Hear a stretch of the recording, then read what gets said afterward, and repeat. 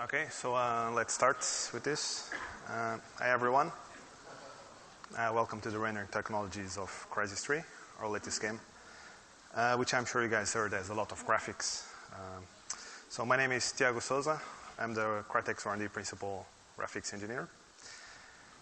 Unfortunately, Karsten and Chris Rain could not be with me today on stage. I'll try to do my best to speak of some of their great work. So what I wanted to speak about here today is about some of the work that we were doing during the past year on CryEngine.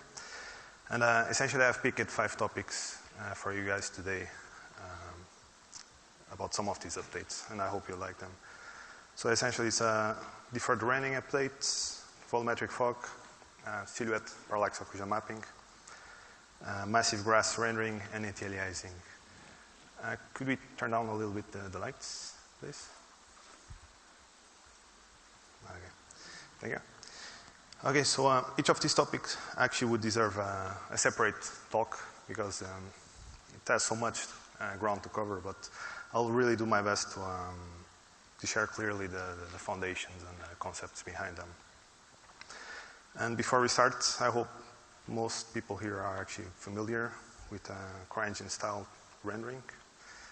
Else I advise you guys after this lecture to just check out our previous CRAF and GDC lectures. So that's about it. Let's start. We have a lot of slides to cover. So let's start with the TNG buffer 2.0, as I call it. So we start now with the deferred rendering areas, what we updated here. So for Crysis 3, there was actually 4 areas that we wanted to improve. Essentially, we wanted to minimize the amount of redundant draw call work.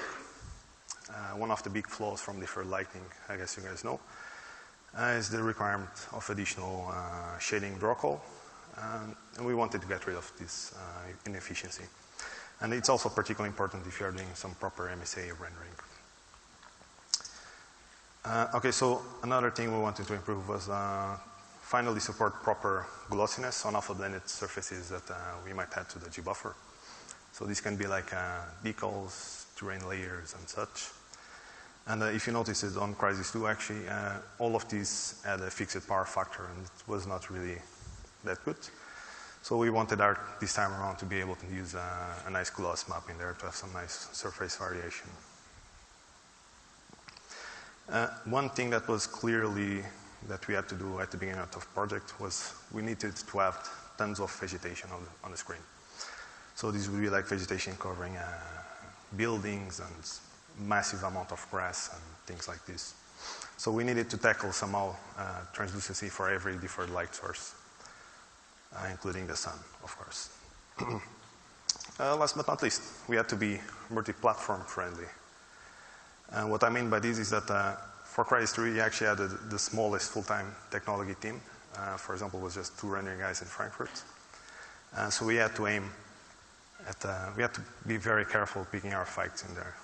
So we only aimed at generalized solutions that either worked the same way on every platform or only would work on the X11. So this was so that we could minimize the amount of QA effort in testing across all of these platforms. So this was the final G-buffer layout that we ended up with. So it's essentially a 64-bit MRT setup. And we use also the usual 32-bit for the Z-buffer stencil. So let's break it down into bits for easier visualization. We start with our final target image. This is essentially where everything's already done. Shadow shading, tone mapping, etc., etc. The depth and stencil, this is exactly the usual thing that everybody on the Galaxy is doing. The only difference is that we reserve 1 bit from the stencil to tag dynamic geometry. This is so that we can mask out deferred decals and from such kind of geometry. As you know, if you ever try to implement deferred decals, dealing with deformable geometry is actually a big pain in the ass. So, and it's tricky and expensive to fix. So for us, we just mask it out. And we also reserve 7 bits from the stencil so that we tag certain regions like with what we call ambient areas. This is so that the art can specify, for example, for this room to have a certain ambient value and another room different ambient value. And we have other kind of such solutions for art convenience. So we use 2 channels for the world space normal storage. Glossiness is stored on a blue channel. This is actually an important detail. On the alpha channel, we stored translucency now. On the second target, we have now additional material properties. So on the red channel, we actually store the albedo luminance. On the green channel, we store the albedo chrominance, and this is stored actually using chrominance subsampling. More details on the next slides. On the blue channel, we store the specular intensity. As you know, colored specular intensity actually mostly needed for certain metals, and for us was an acceptable compromise to make. So this is the G-buffer packing. As I mentioned, the normals are stored in 2 channels. For us, using stereographic projection worked okay in practice. We pack the glossiness and the normal Z sign together. So we have 7 bits of glossiness and 1 bit for the Z sign. And it's important to remind you guys that these 2 little tricks is exactly what allowed us to tackle glossiness for the alpha blended surfaces, as I mentioned. And I also create 1 channel for tackling the deferred translucency. So the albedo is stored now using YCBR color space.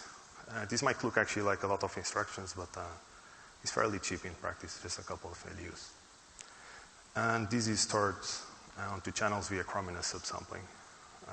The concept here is that the human visual system has much lower acuity for color differences. We actually are much better at checking luminances differences.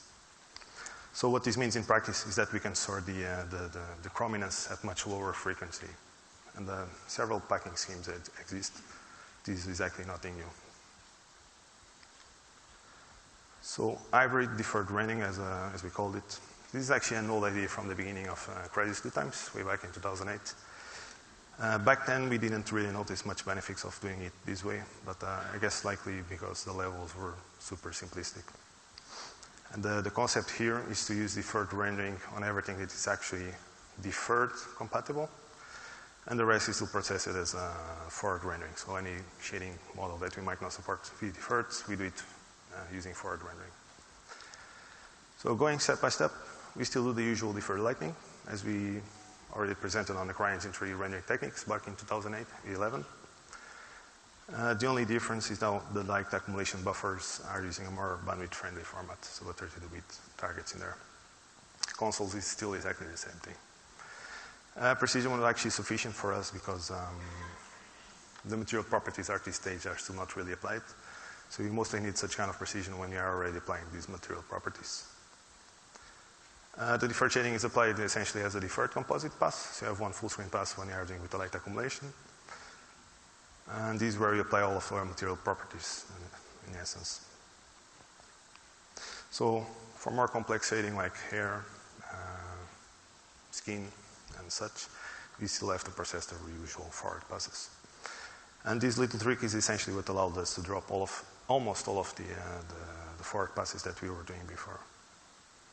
With the drawback that now the G-buffer is actually much more expensive than it was. What we did here to optimize a little bit was to do a little Z prepass for the nearest geometry that had actually more expensive shaders. And this helped a little bit, particularly on consoles. So this change was actually, overall was a nice win on all platforms. So for example, on PS3 and 360 allowed us to save up to 10 milliseconds on the most expensive scenes, of course. And for MSA it was also very nice because, as you know, if you ever investigated how to do deferred lighting using MSA, you would have to render the shading passes again for the pixel frequency and then for the sample frequency passes, and it's really not a scalable solution. And this is how it looks like. So you can see the red pixels are essentially processed via deferred rendering. The green pixels are processed as usual using forward rendering. So you can see the character head model, so it's using skin, and the weapons are also using some more custom shading. So to recap what was said, it's essentially a unified solution for us, for all of the platforms. You have essentially deferred rendering using 25% less bandwidth than vanilla deferred solutions. And this is good also for, obviously, for MSA and avoiding tiled rendering on Xbox 360. And allowed us to tackle glossiness on transparent geometry and deferred subsurface scattering. So one insight in there, why not just pack the G-buffer directly into a 64-bit target, you might be thinking. And this is because we still need to blend details into the G-buffer. So we would need to do something like decode, blend, and encode back. You could do some workarounds, but that would mean like additional targets, and that would again be bad for MSA and consoles. So if you would already have programmable blending, all of this could be gone, of course. But so alpha blended cases, for example, you cannot use at the moment the alpha channel for storage unless you do some multipass technique. You could do some custom sRGB. For example, at the moment, you cannot use the alpha channel for using sRGB. Essentially, it would allow us much more interesting and optimal packing schemes for deferred rendering. And while at requesting stuff, if you could output stencil writes from a fragment shed, it would also be very handy. So that tackles the first topic. Now let's switch to the second topic, which were the volumetric fog updates. So this is still mostly the same from Crysis 1 times. I guess you guys all saw the Karsten lecture he made on real-time atmospheric effects back in 2006. So the fog density is still exactly the same model that we use. It's still rendered in the deferred fashion, so as a full screen pass that affects all of the opaque geometry. One little optimization we made here was we check at a certain distance if the fog is contributing at all or not, and we set the mean Z for the depth bounds testing to discard all of these redundant fragments that would be in there. You could do also such kind of things using a full screen quad and rendering at a certain depth and using that test, but depth bounds was more convenient for us. Transparent, we still do the usual per vertex approximation, unless it's some very visually important case that might be using low tessellation. So maybe like some water surface, which is actually very big or something like this. At those cases, we still computed on a per pixel basis. One very little tuning we made, because the artist kept requesting such kind of things, was we exposed controllable gradients so that they could control based on the height, on a mean and a maximum height, what would be the color and density at those stages, and also a radial Bayesian gradient. So this allows them to control color, size, and lobe around along the sun position. This is not really super physical Bayesian, of course, but it's one of those things that the art was always requesting, so we just bite the bullet and expose it to them. So volumetric fog shadows. This is something new, we introduced it for Crysis 3. Our work is based on real-time volumetric lighting and participating media by Todd et al., 2009. And the concept here is to not accumulate in scattered lighting. We only accumulate the shadow contribution along the view ray. This is fairly simple implementation. You can imagine we have like a volume, we discretize it, and then you check at each point you sample the shadow map, and is it receiving shadow or not, and just do your sum up and average your results. So this is how it looks like. Oh, you guys want to take screenshots? Sorry. As I said, the technique is fairly simple. So we interleave about 1K samples on an 8x8 grid. For each pixel, this means we use 16 taps. And of course, this is done at alpha resolution for performers. And at the end, we do a full screen composite pass for computing the final shadow value. So this composite pass, you have to be careful. You cannot just do a naive upscaling, of course. We use it bilateral filtering, which I hope most here are familiar with. Okay, so the idea is really we use 8 taps from the low resolution depth, and we compare it against the full resolution center depth, and we discard or accept some samples based on the similarity.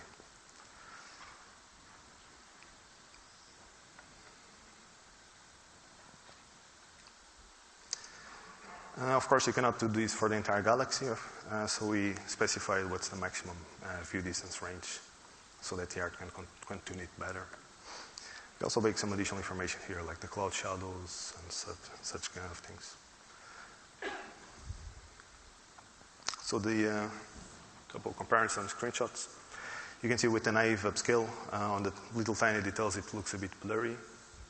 And if you use, of course, the bilateral upscale as you should, it looks as it's a bit more correct, of course.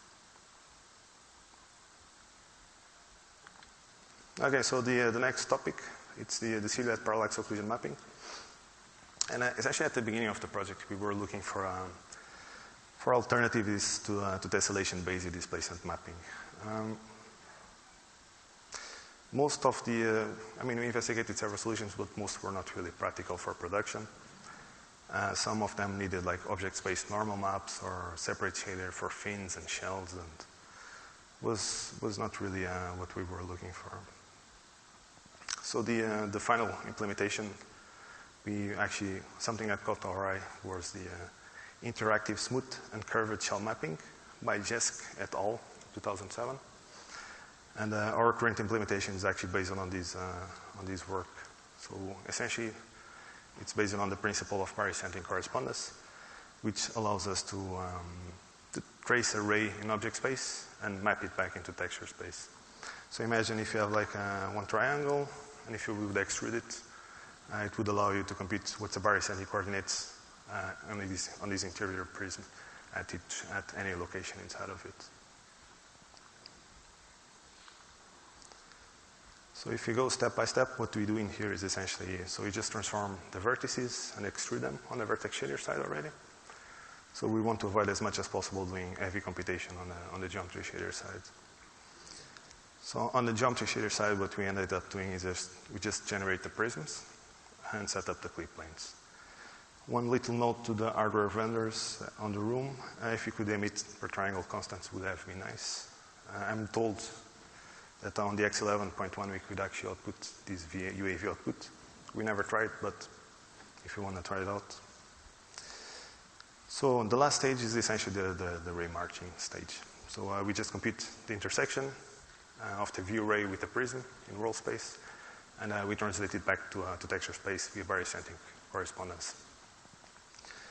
So using the resulting UV and height, we can now proceed as usual doing your parallax occlusion mapping. And when we have the final UVs, we can selectively discard the pixel. So if the viewer is below the height map or not, or if the ray is actually leaving the prism before hitting anything. So as I said, we are doing, the work we do on the pixel shader side is actually completely crazy, but the geometry shader in the end was the bottlenecking here. So this is how it looks like without anything. You see the silhouettes are a bit flat. And when we apply the silhouette parallax occlusion mapping, you have these nice macro details in there. If you play the game, you'll notice we didn't actually use it this much. And that made me and Carsten a very sad panda. So hopefully next projects will make better usage of technology such like this. So let's move on to the third topic. Let me just drink a little bit of water. Okay, so the massive grass, as we call it.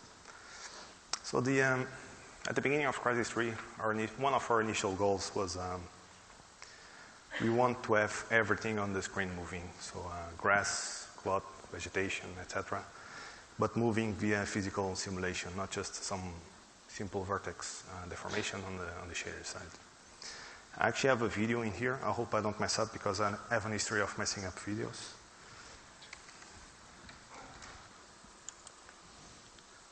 Okay.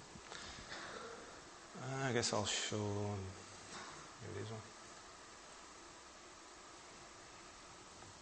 So Chris Rain was here playing around with different wind strength values. You can see how it behaves. It looks like a hair simulation, but for grass.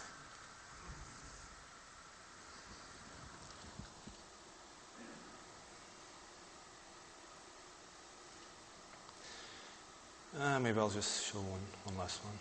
So this is like the collision detection. with teapots, of course.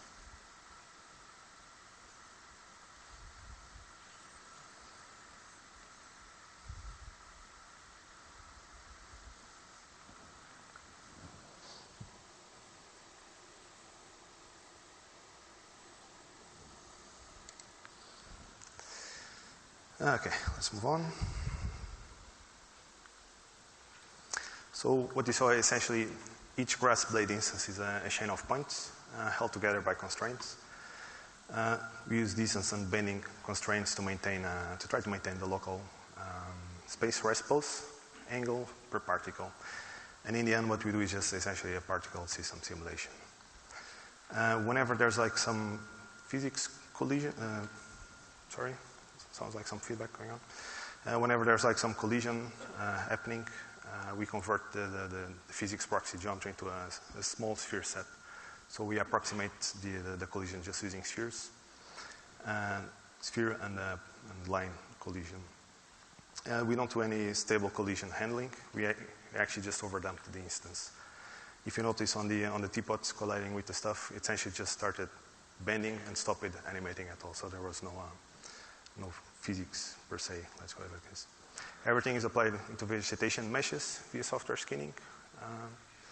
And this is all controlled by a couple of parameters that we expose it to the RTM. So stiffness damping, and random variance, and some other stuff.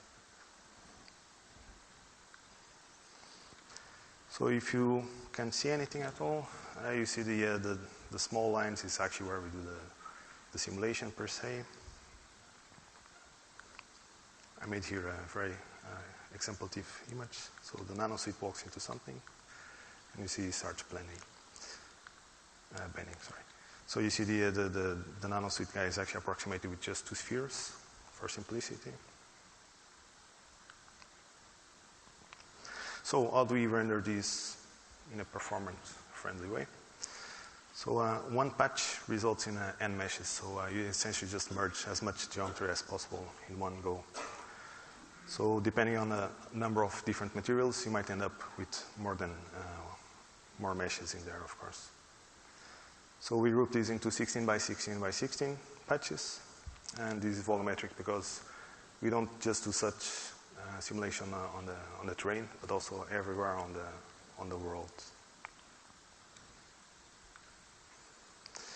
Some typical numbers. I think we actually have the Guinness record for the amount of instances. It's 7,000 instances on consoles. On PC, it goes above 100,000 instances. Each of these instances can go up to 3.6 K vertices, depending on complexity. So what happens on the simulation step is actually we only simulate the ones that are most nearby. And then based on the distance, we actually time slice the update. So it's not really updated every frame. Only a couple of frames when we update them. And the stuff that is actually further away, we just remove it. So this is how it looks like. So each of these boxes is what we call a patch. So you see what's in red is actually what's simulated every frame and uses the highest LOD, so the highest amount of detail.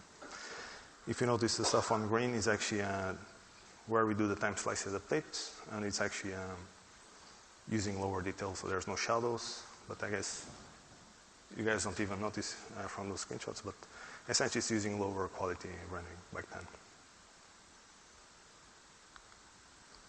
Okay, so the update loop, what happens here is we start with the cooling process for each visible patch. So we first calling all of the instances, we mark what's visible or not, we complete the LOD, and based on the distance, we tag it as should be skipped or not. After this cooling is done, we just allocate from a memory pool, dynamic, vertex, and index buffer memory for each of the patches. After all of this is done, we sample the force fields. So you can imagine for each of the patches, we perform a discretization. So we divide it in 4 by 4 by 4 boxes, and at the center of each of these boxes, we would sample the force fields in there. So if you remember from Crysis 1, we actually were doing such kind of things, but at the per instance level, and the cost on CPU side was a bit ridiculous. So then in the end, we just dispatch the sim and skin jobs for each of these patches. So challenges, of course, there's always some challenge. For us was efficient buffer management. And this is because the resulting meshes can vary in size per frame.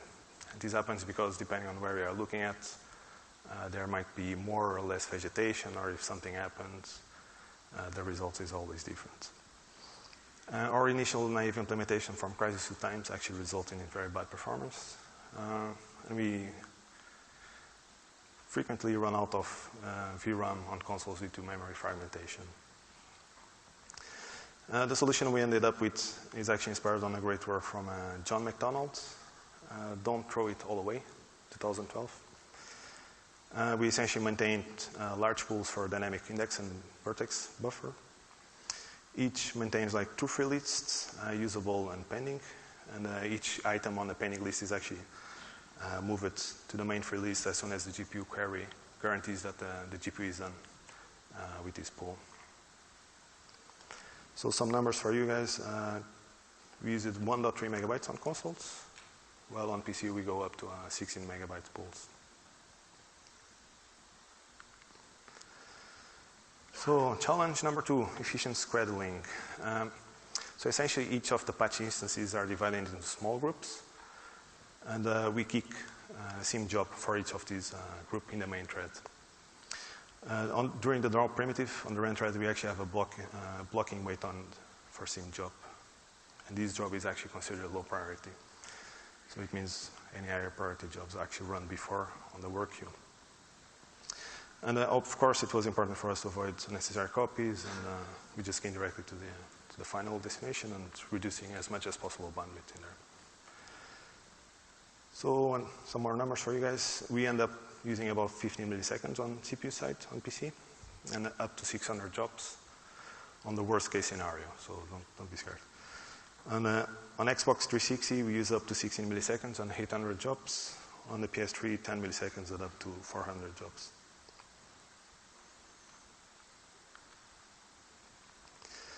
Challenge number 3. So alpha test geometry. Who here is working on consoles? So I guess you know that alpha testing everywhere is a bad idea. So we ended up with a massive amount of overdraw, and that was really troublesome on the PS3, and due to poor Z cooling. And actually, the Xbox 360 outperformed here the PS3 by a factor of 2. And of course, it's also troublesome with MSA. So we tried to prototype several alternatives, like geometry-based, and we also tried this parallax-based grass simulation, but the art team was never happy with this solution, so they wanted to have super fine control of such kind of details. So the end solution was really just keep it as simple as possible. The gbuffer stage is fairly minimalistic. So on consoles, for example, we only output vertex data. And on the art side, we always ask them to try to minimize as much as coverage from the surface as possible. So you see here like one really bad example. So you see the thin grass blades have a lot of wasted space in there. And this is actually just an example, but this would be a more optimal coverage, but this is actually too many vertices in there. But I just made a simple example for you guys.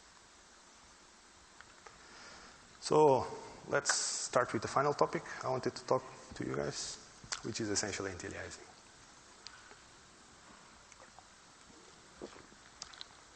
So anti-aliasing, this is a big topic, and it's a very subjective topic. Sharp versus blurry. Some PC gamers actually love super sharp images. Others hate blurry images, and some even love to play at 800 by 600 without anti-aliasing. This is a true story, actually. I made a screenshot from the OGAF forums. So what's the solution here?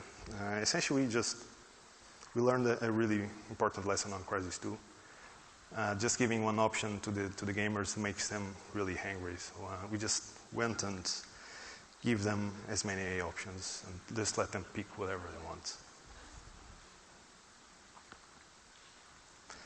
So let's start with a simple introduction.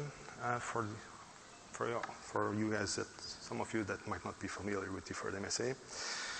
So the problem here is when you have to render multiple passes and where you are reading and writing from multi-sample random targets. What happens is that you want to ensure you output the right subsample at every time. So I think on DX 10.1, maybe Nicholas can, yeah, okay.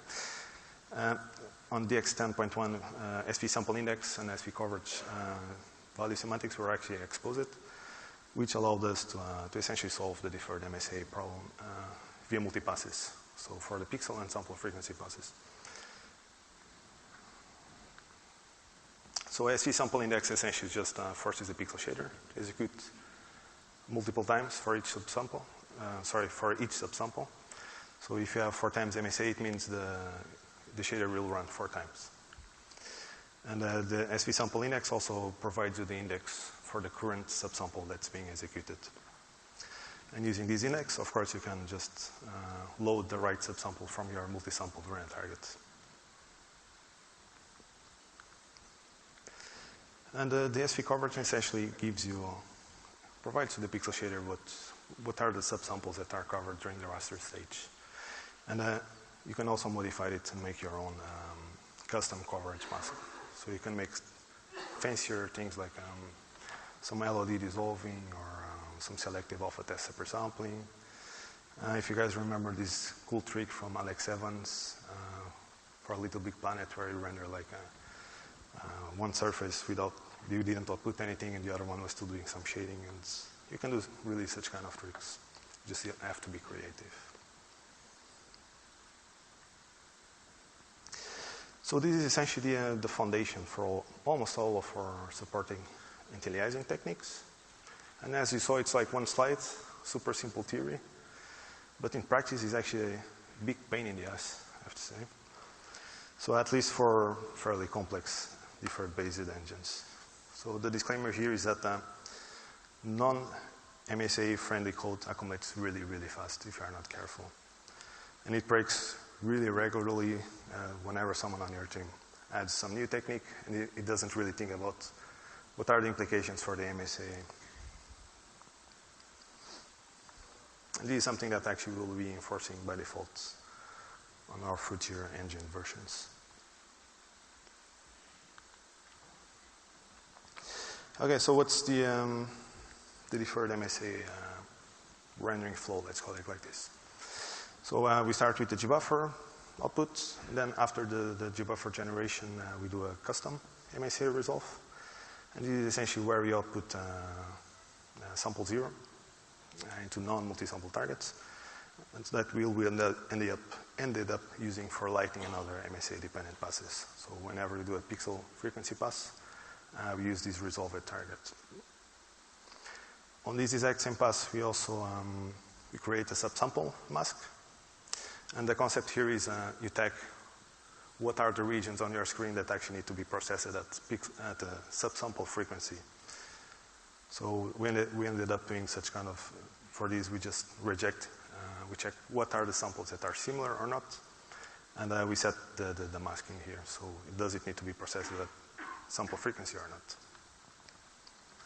Last but not least, we just tag the stencil with the subsample mask. And this is actually one of the tricky things. If you are already using stencil cooling for tons of other stuff, like shadows and lighting and whatnot, how do you combine it with such complex techniques, right? So what we ended up doing was we reserve 1 bit from the stencil buffer. Of course, we update it with a subsample mask. And the idea here is make sure this bit is never overridden. So we ended up making usage of the stencil read and write bit mask in there. And of course, whenever there's a stencil clear, you have to restore this mask. Hopefully you don't have that many stencil clears, else you might be doing it wrong. And I mean, if nothing else works, of course you have to resort to the poor man version using a clip, or that's basically it. So this is the default SV coverage. As you can see, there's lots of redundant results.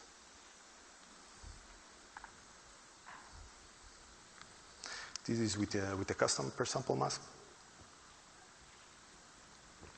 you can see we already rejected as many similar samples as possible so that you don't waste processing time doing sample frequency on redundant areas. One additional little trick we actually made was also, instead of just tagging the pixel, we tagged the entire quad. And from our profiling, actually it helps about 1 millisecond in average. And so it helps with the stencil calling efficiency. I guess due to better spatial coherency, so the entire quad can be rejected or not. And the final result. So the pixel and sample frequency passes that I've been talking about. So the first step is really ensuring that you cannot override the stencil bit that you use for the sample frequency. So you just set your custom bit mask for the stencil right. You do then your pixel frequency pass. Essentially you just set the stencil read mask to the reserved bit for the per pixel regions. You bind your pre-resolved target, shader resource view, and you just render as usual. That's about it. And then when we want to render the sample frequency regions, so this is where you do your MSA, you set the stencil read mask to the reserved bit for the per sample regions. So it's exactly the same, exactly the opposite from the pixel frequency passes. But now you bind the multi-sample target shader resource view, and this is where you index into the current sum sample via the SV sample index.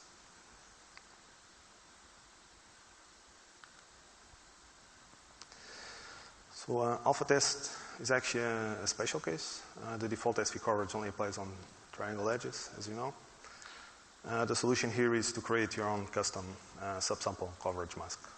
So essentially you can just check for this subsample, is it alpha tested or not, and just setting the coverage mask accordingly. And actually one little tip from Nicolas Tiberos, instead of using DDX, DDY here, you could use evaluate attribute at sample. This is because DDX, DDY are text instructions, so using evaluate attribute might perform a bit better.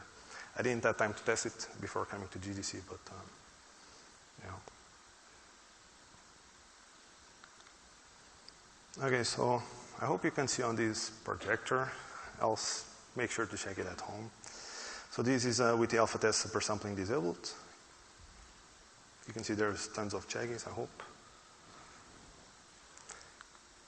And with the alpha test super sampling enabled. It's especially in motion, you'll see that there's this really nice subpixel motion happening. And it feels much smoother and less shimmering happening. And actually, when I was making these images, I noticed that even this background DR team was using alpha test for some reason. So it's a bit embarrassing. Okay, so corner cases that you need to take into account. So our initial implementation was actually doing everything by the book, but if you do everything by the book, it actually gets expensive fairly quickly. So what we did for the cascaded sun shadow maps was essentially we just rendered the shadows as usual at pixel frequency. And we do a bilateral upscale during the deferred shading composite pass. So we just compare the few samples from the resolved depth with the current subsample depth, and we discard samples based on this or not. I hope you can also see on this image, this is with a bilateral upscale and without. So you see it fixes these funky edges that you would get. So another corner case that you see very frequently on games, it's when you have soft particles,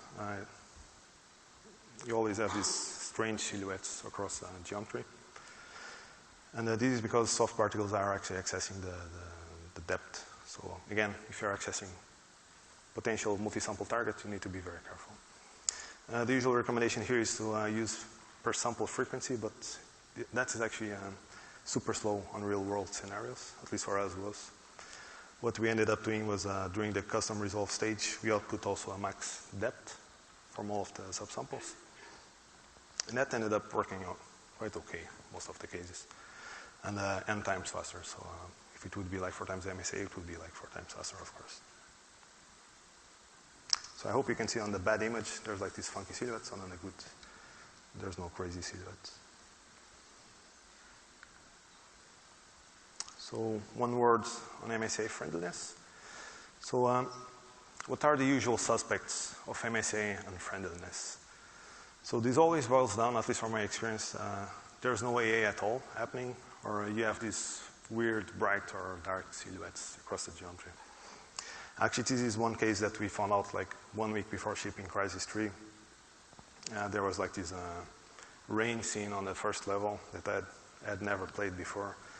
And then we just realized, oh, actually the rain is not really MSA friendly. So we just had to go there and make sure that it's outputting the right subsamples in there. Again, this is one of those tricky cases. I hope you can see it on the projector. What happened here is the bad case. Actually, there is no MSA at all. And on the good case, it's fixed. So what happened here is someone was doing something smart with some kind of refraction. So essentially the refraction was using a pre-resolved target. So we ended up with pixel frequency results everywhere, which was obviously it's not how you should do it. So rules of thumb when you are dealing with MSA. So are you accessing and or rendering multi-sample variant targets, 2 multi-sample variant targets? Then you have to really be careful to access and output the correct subsample. It's as simple as that. So there's no rocket science. Obviously, always minimize the bandwidth, avoid fat formats. This is the usual advice for everything. But for MSA, it's even more crucial.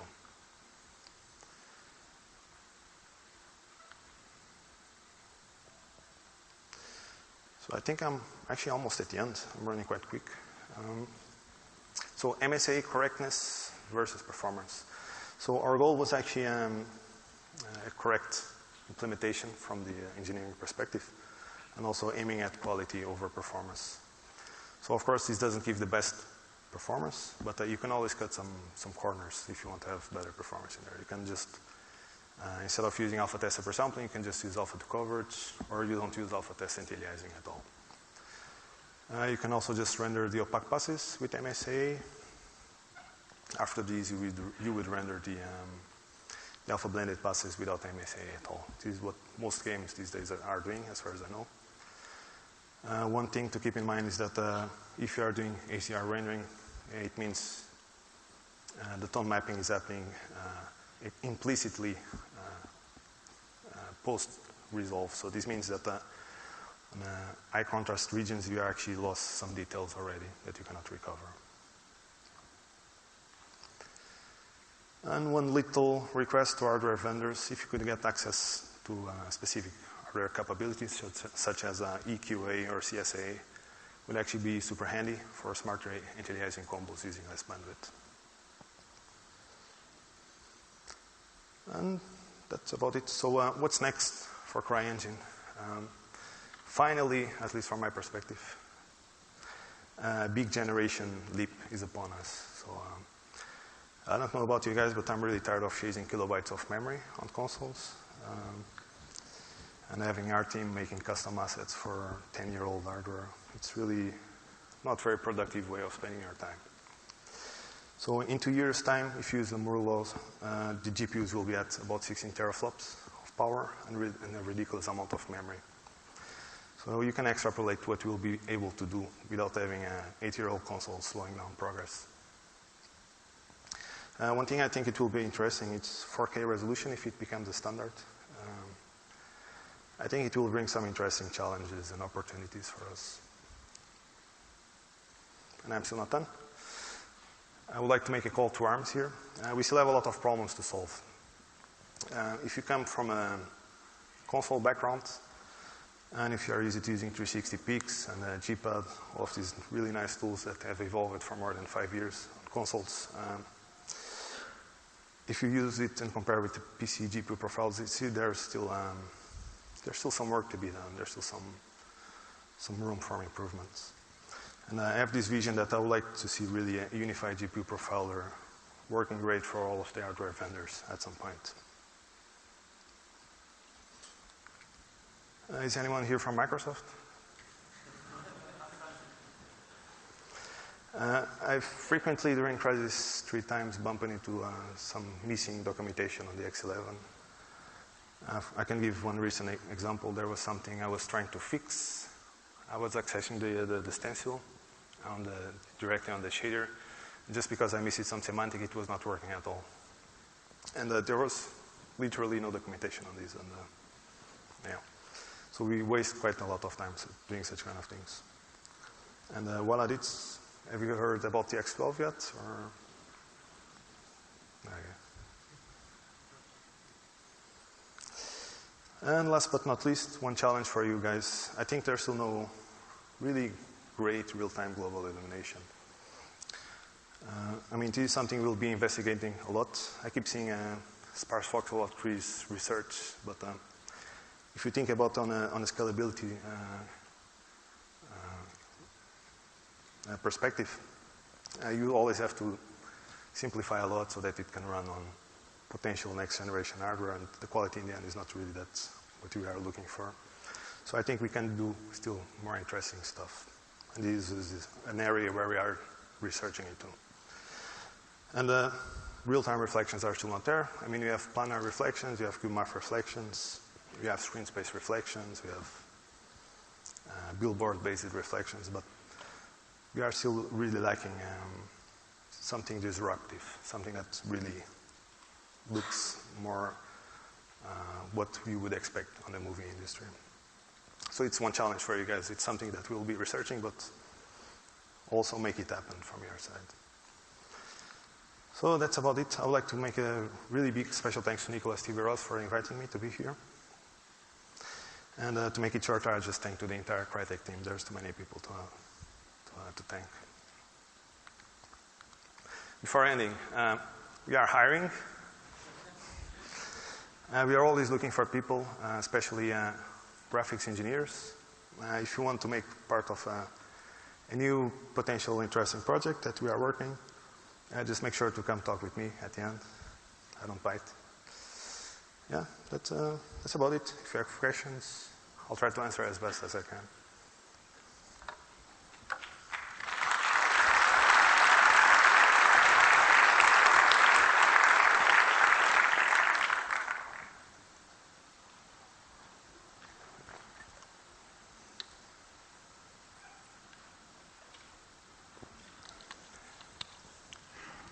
Actually, one thing, there's a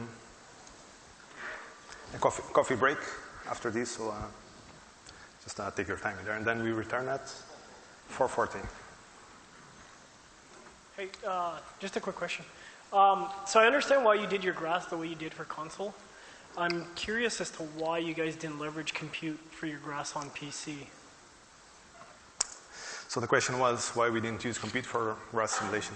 Essentially, I mean, the team was so small that we couldn't really afford to having multiple different solutions across several platforms. So it's something that we'll be for sure doing in the next projects.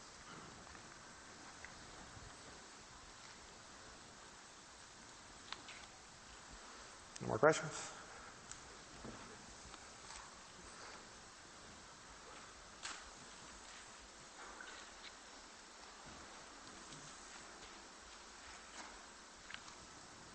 So I have a little question about the MSAA. You said in one of the last slides that you can turn off MSAA for like certain type of geometry, such as transparency or non-opaque. Does it mean that you just don't mark the stencil in that case, or? I mean, that's one of the limitations of MSAA on the X11 at the moment. Right. And essentially, you cannot really tag what we want to do for the transparency cases. And what about consoles? On consoles, essentially we used FXAA in the end. We tried to use SMAA, but the cost was just too much because it had to do like multiple passes. So we had to simplify a little bit, and it was okay results, and I think it's what most everybody is doing these days. So it's like 0.9 milliseconds cost. And I think SMAA was like a 1.9 or something like this.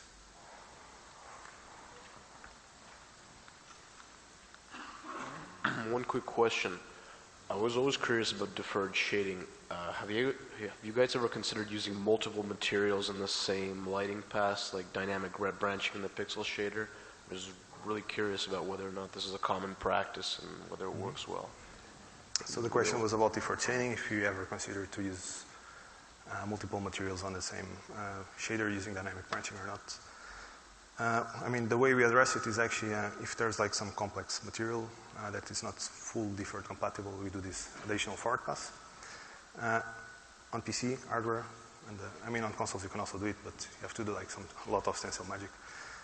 You could just do like on consoles, for example, you could do like multiple passes. You would have to tag the stencil. This is like my new material, and it gets complex quickly. On PC it's much more simpler, but it's not something we did.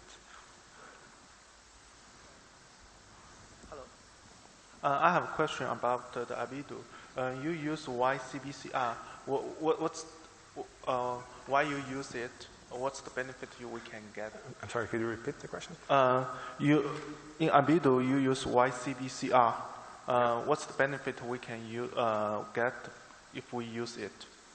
Okay, so the idea there was instead of using 3 channels, we just use 2 channels on the G buffer. So you store the chrominess at just one channel, depending on whatever scheme you might be using. On our case, it's actually just interleaving the result. So you can use much lower frequency for the storage.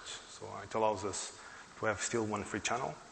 So depending on the project, we might store something additional on this channel that might be interesting to do. Maybe some material ID, maybe some emit occlusion term, or something else. Thank you. Fine. Sorry, just quickly, when you say you use 2 channel YCBCR, is that because you're using the Y as 1 channel and combining the B and C in another? I'm sorry, I didn't understand. With YBC and the color that you were just talking about then, you're saying you're leveraging 2 channels by using that technology differently. Does that mean that you're using Y for 1 channel and then the B and C for a separate channel? Yeah, so the question was how we are storing, in essence. Yeah. So we store the luminance in red channel, and on the blue channel, we store it interleaved. Yeah. So we store the chrominance CB and CR. So you kept them both at half width and just interleaved the 2 to make it 2 channels? I mean, there's several ways you can do these kind of things. I mean, it's not really something new, I think. Okay, and that worked out well for you, obviously. Worked surprisingly well. I'm surprised at myself, actually, to be honest.